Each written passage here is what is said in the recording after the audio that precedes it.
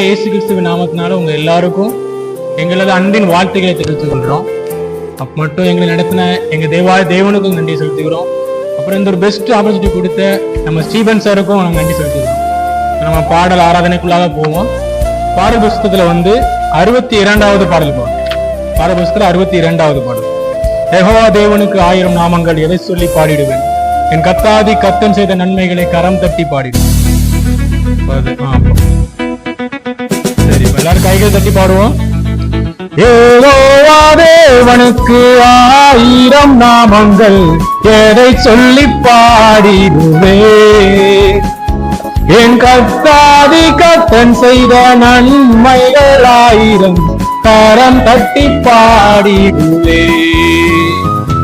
யெகோவா தேவனுக்கு 1000 நாமங்கள், எதை சொல்லி பாடிடுவேன், என் கர்த்தாதி கர்த்தன் செய்த நன்மைகள் 1000 கரம் தட்டி பாடிடுவேன்.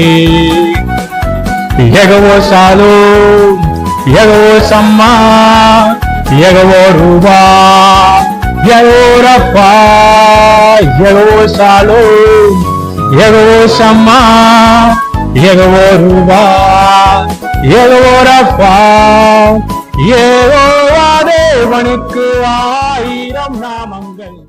இப்போது நம்ம மத்தியில வந்திருக்க நம்ம சகோதரி சத்யா அவர்கள் வேத பாடம் வாசிப்பாங்க. ஹல்லேலூயா. வாசிக்க வேண்டிய வேத பாடகம் சங்கீதம் 23 1ஆம் வசனம் முதல்.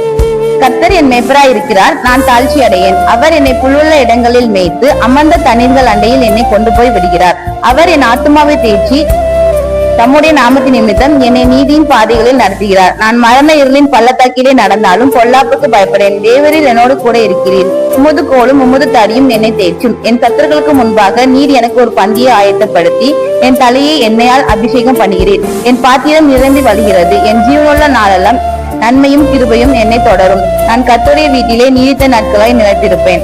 வாசிக்க வேண்டிய வேத பாடகம் வாசித்தாயிற்று.